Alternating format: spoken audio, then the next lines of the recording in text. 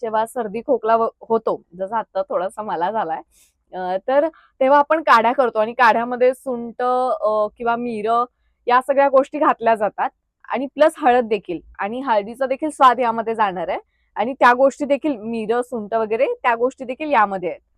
म्हणजे थोडाफार काढाच आहे हा, फक्त टेस्टी पद्धतीने आपल्या पोटामध्ये जाणार आहे आणि आपल्याला फायदा होणार आहे. तर चला ठेवूयात हे.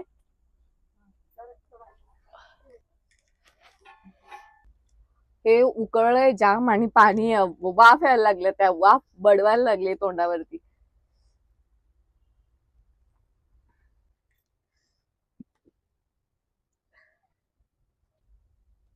खाली पाणी आहे याच्या आणि पाण्यामध्ये ते सगळी हळदीची पानं ठेवली आहेत आपण.